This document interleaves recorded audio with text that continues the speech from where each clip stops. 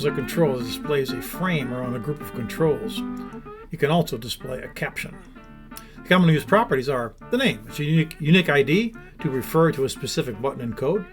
There's the font, which you can change the name, the size, or you can make it bold. Location. The X is a horizontal position on the form, and the Y is the vertical position on the form. Continuing controls of size. There's a width, it's a control width in pixels, and height, control height in pixels.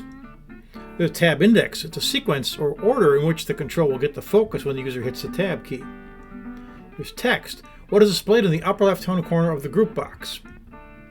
And visible. The control can be visible or invisible. The default is true. There is an event.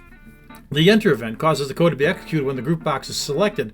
Normally this is not used, but it can be. Let's take a look. The group box is located in the containers section.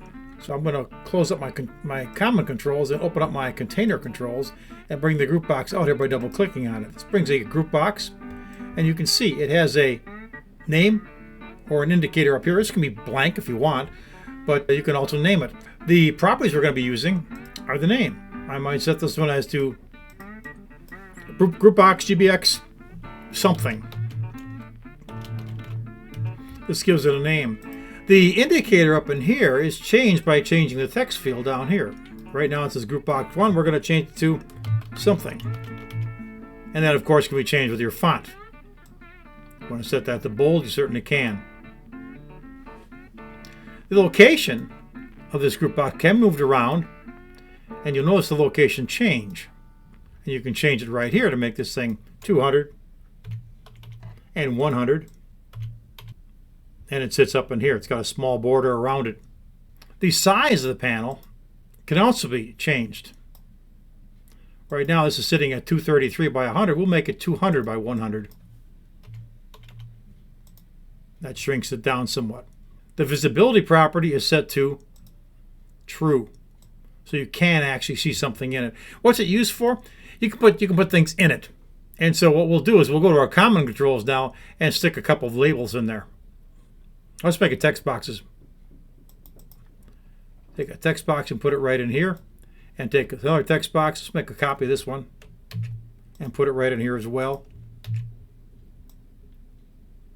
And we can even make this, well, we can leave it like it is right now. If we go ahead and run this thing, our program comes up and we can see that all our containers are sitting in here. We can type in these text boxes if we wish, but it's all contained inside the container. Why is this important? Well, we can move them or we can set them off if we want. If we want to take this group box right now and set it to invisible, we can. Take that control, make it false, do a file save all, and do a start. And notice nothing is showing. Those text boxes don't show either because they're part of the panel, or the group box, should say. They're part of the group box. Turn this back on.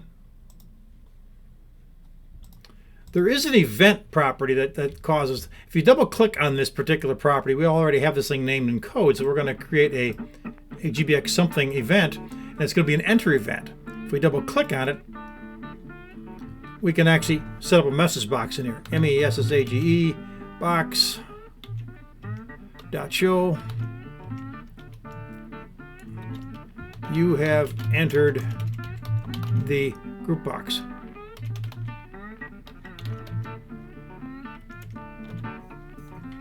And now what I'm going to do, I'm going to set up a second group box. Let's just copy this one, put it below it so we have two of them here. We'll change this to something else and leave it like that. And now we're going to run this thing and save all, run it. You have entered the group box. Automatically it comes up because this thing will have the focus when it's actually started up in the program. Right now, this particular box has the focus. We click on it, nothing seems to happen. We can certainly type it in. Now, if we go back up to this one and try to enter in here, we end up saying you have entered the group box. So it fires that enter event. When I actually go in here, I can go close off on it. Now I can type in here. So it's going to give me that signal. If I go ahead back down here and delete these, I'm sitting inside this group box. But now if I jump back up to here, going to get you have entered the group box. So you can set that entry event if you wish. I tend to not use it. That's all there is with the group box. It's quite simple, quite useful for collecting a group of objects, buttons, text boxes, labels, whatever, check boxes, radio buttons, all can be set inside here. You'll see this when we get to radio buttons and check boxes. We actually use the group box to do that kind of thing. That's it for group boxes.